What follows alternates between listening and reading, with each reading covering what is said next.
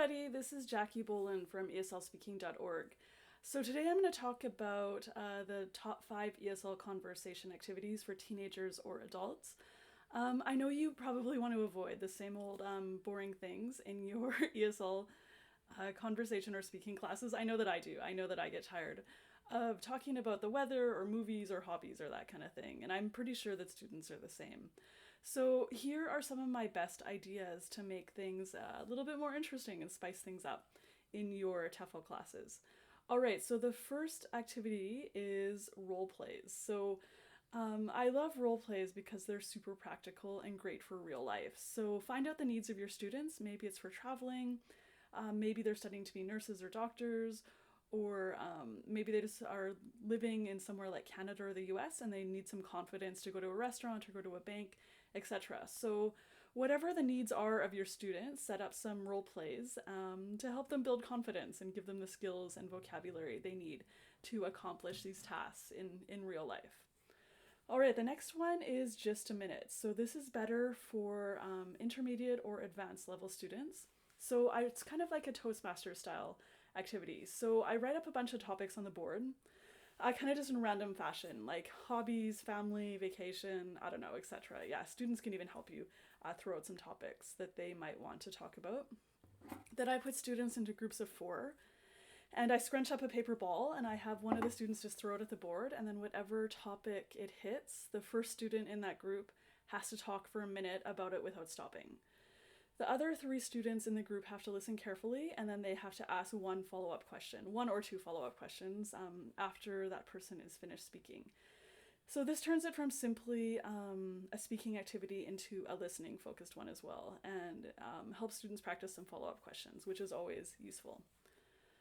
All right, so number 3 is dialogue substitution. So this is best for lower level students who want to have conversations, but maybe they lack the skills to be able to do so. So I will take a dialogue out of the textbook, or I'll write my own dialogue based on what my students' needs are.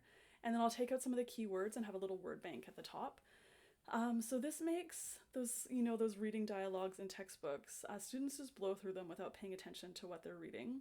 Taking out some of the keywords that you want to focus on turns it into a meaning-focused activity as well. So yeah, just try it out, and I think I think you'll really like it. It's a nice way to just get more value out of the dialogues that you can find in all ESL textbooks.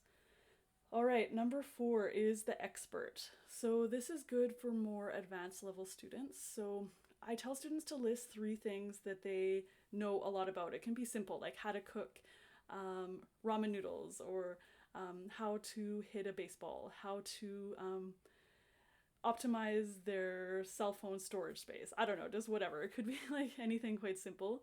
How to play a certain video game or whatever. How to scuba dive, something like that. And then students write that on I have students fold up a piece of paper into a triangle, and then they write their 3 things that they are experts at on the triangle, so they can just, their partner who they're talking to can see it quite easily. Then I put students into pairs, and they have to have maybe like a 3 to 4 minute conversation with that person about each of their hobbies. It's just, my goal is to have kind of a free-flowing conversation between those 2 people about what they're interested in. And then I switch partners maybe 2 or 3 more times.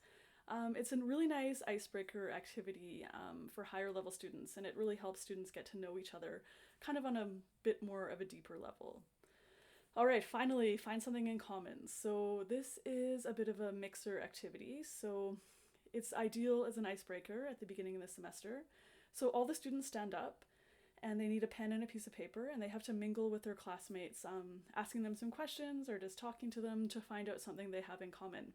So maybe both students, their hometown is Toronto, or their hometown is Seoul, or maybe they each have one brother, or they each like to play soccer, whatever it is. So the goal is, it depends on the class size, but if it's a small class, then I'll get students to talk to everybody. If it's a bigger class of, say, like 20 or 30 or 40 students, I'll say that maybe they have to find 10 people and talk to 10 people.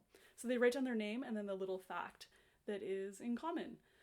All right, so that's it for my top 5 ESL conversation activities. If you want more, I actually have an article on my website that has 27 of them. So I will leave the link down below, so please be sure to check that out. And then also hit like, subscribe, leave a review, and that would be really helpful for me. And of course, tell your friends if you like this video, your English teacher friends. All right, until next time, bye everybody.